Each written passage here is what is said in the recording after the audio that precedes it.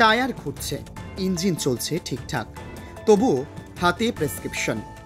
এ যেন হাসপাতাল নয়, কিন্তু চলছে স্বাস্থ্য পরীক্ষা, তবে রোগী মানুষ নয়, গাড়ি। পথ দুর্ঘটনা রোধে অভিনব উদ্যোগ নিয়েছে ব্যারাকপুরের পুলিশ কমিশনারেটের ট্রাফিক বিভাগ।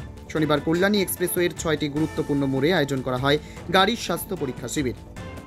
সোদপুর মুরাগাছা মোড়, বীজপুরের কাপা মোড়, বাসুদেবপুর থানার কেউটিয়া মোড় সহ আরও কয়েকটি স্থানে মেকানিকরা 2 চাকা, 3 চাকা ও 4 চাকার গাড়ি পরীক্ষা করেন।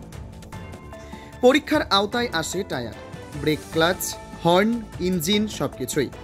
পরীক্ষার পর চালকদের হাতে দেওয়া হয় গাড়ির সমস্যার বিস্তারিত প্রেসক্রিপশন এবং জানানো হয় 7 দিনের মধ্যে তা ঠিক করতে হবে।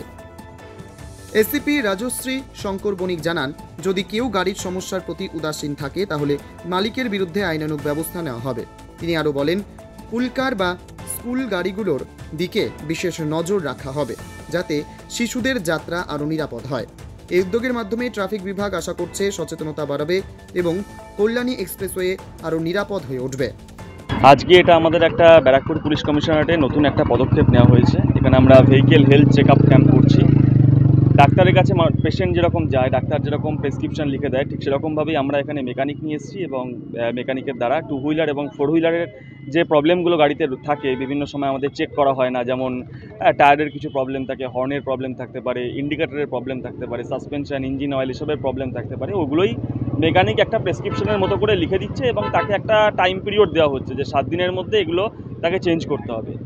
এটাই করা হয়েছে। হ্যাঁ, এটা আমরা আবার চেক করবো। এই যে এখানে মেকানিক যে লিখে দিচ্ছে যে 7 দিনের মধ্যে এটাকে চেঞ্জ করতে হবে, এগুলো কিন্তু আমরা পরে ফলো আপ করবো এবং যারা করবে না আমরা সেরকম উই উইল টেক অ্যাকশন।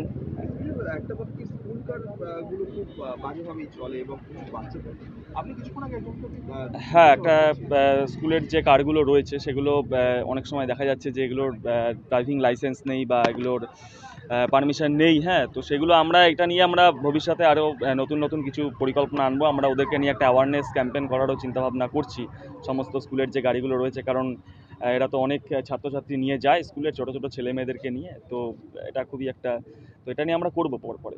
একাধিকবার এর আগেও দেখা গেছে পুলকারের নানান দুর্ঘটনার ছবি এসেছে সামনে, কিন্তু পুলকারের স্বাস্থ্য পরীক্ষা সম্বন্ধে কোনো নড়চড় থাকে না। ব্যারাকপুর কমিশনের তরফ থেকে কি হাইরোডের দিকে নজর দেওয়া হয়? হ্যাঁ, এটা তো আমরা করছি। দেখুন, আমরা তো করছি, আমাদের তরফ থেকে তো করা হচ্ছে, কিন্তু যাদের জন্য করছি তাদেরকেও তো সচেতনটা হতে হবে না?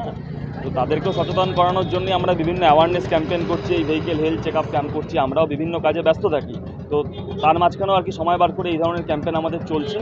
তো তাদেরকেও সতর্ক হওয়া দরকার এই বিষয়গুলো। বাইক রাইডিং আর রাশ ড্রাইভিং দেখা যায় প্রত্যেকদিনই, প্রায় বাইক নিয়ে দাপাদাপি চলে। বাসুদেবপুর থানার তরফ থেকে বেশ কয়েকজনকে আটকও করা হয়েছে। ট্রাফিকের তরফ থেকে কিছু করা হয়? ট্রাফিকের তরফ থেকেই তো করা হচ্ছে। ট্রাফিকের তরফ থেকে আমরা সেই সমস্ত যারা রাফ ড্রাইভিং, ডেঞ্জারাস ড্রাইভিং করছে তাদেরকে আমরা অ্যাপ্রিহেন্ড করছি এবং অ্যাপ্রিহেন্ড করে তাদেরকে আমরা থানাতে পাঠাচ্ছি এবং তারপরে আইনানুগ যেটা ব্যবস্থা নেওয়া সেটা থানাতে নিচ্ছি।